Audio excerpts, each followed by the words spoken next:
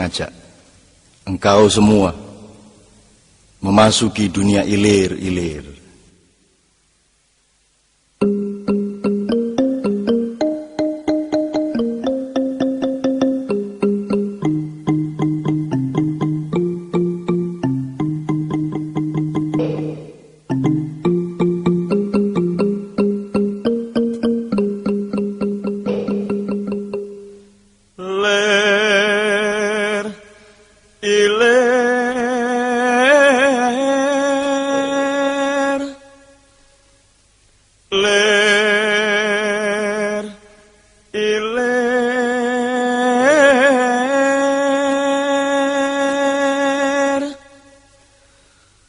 Tandure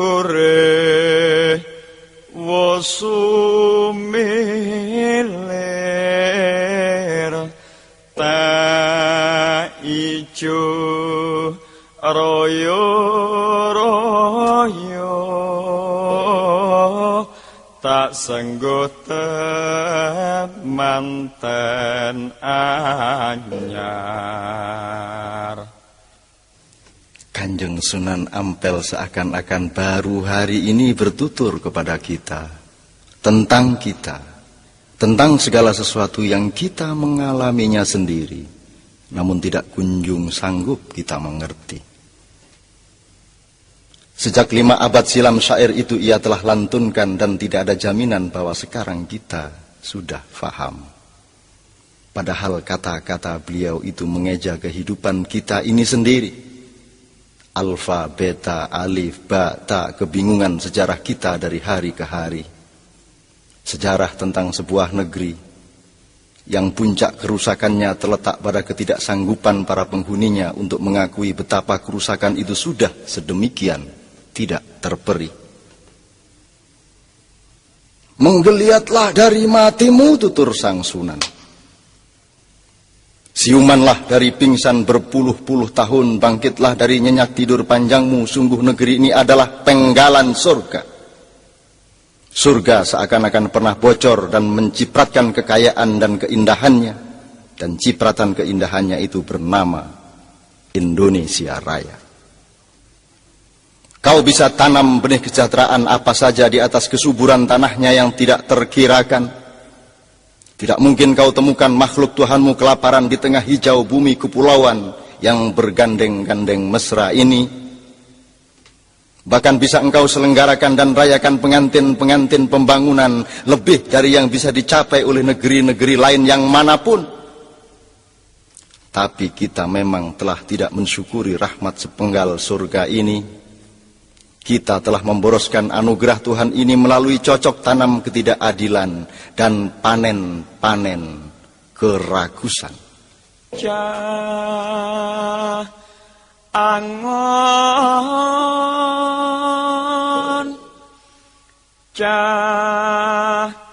Angon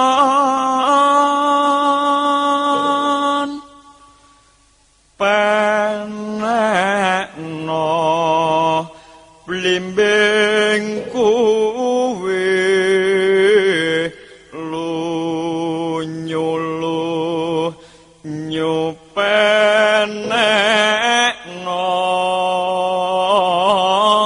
kanggo mbasuh dodot ira. Kanjeng Sunan tidak memilih figur, misalnya Pak Jenderal, juga bukan intelektual, ulama, seniman, sastrawan atau apapun, tetapi Cah Angon. Beliau juga menuturkan penekno blimbing kuwi, bukan penekno pelem kuwi, bukan penekno sawo kuwi, bukan penekno buah yang lain, tapi blimbing bergigir 5. Terserah apa tafsirmu mengenai 5. Yang jelas harus ada yang memanjat pohon yang licin itu, lunyu-lunyu penekno, agar blimbing bisa kita capai bersama-sama. Dan yang harus memanjat adalah bocah angon, anak gembala. Tentu saja ia boleh seorang doktor, boleh seorang seniman, boleh seorang kiai, boleh seorang jenderal atau siapapun. Namun ia harus memiliki daya angon, daya menggembalakan, kesanggupan untuk ngemong semua pihak, karakter untuk merangkul dan memesrai siapa saja sesama saudara sebangsa, determinasi yang menciptakan garis resultan kedamaian bersama, pemancar kasih sayang yang dibutuhkan dan diterima oleh semua warna, semua golongan, semua kecenderungan. Bocah Angon adalah seorang pemimpin nasional, bukan tokoh golongan atau pemuka suatu gerombolan. Selicin apapun pohon-pohon tinggi reformasi ini, sang bocah Angon harus memanjatnya. Harus dipanjat sampai selamat memperoleh buahnya, bukan ditebang, dirobohkan atau diperebutkan. Dan air saripati blimbing 5 gigir itu diperlukan oleh bangsa ini untuk mencuci pakaian nasionalnya. Pakaian adalah akhlak. Pakaian adalah sesuatu yang menjadikan manusia, bukan binatang. Kalau engkau tidak percaya, berdirilah engkau di depan pasar dan copotlah pakaianmu, maka engkau kehilangan segala macam harkatmu sebagai manusia. Pakaianlah yang membuat manusia bernama manusia. Pakaian adalah pegangan nilai, landasan moral, dan sistem nilai.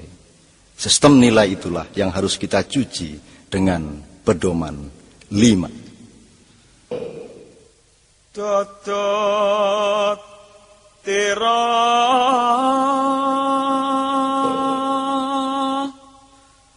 totot ira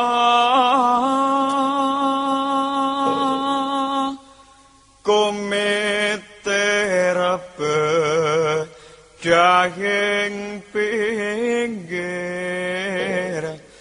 tondo mono jlumetana kanggo sepo mengko sore mumpung padang rembulane mumpung jembar kalangane ya surao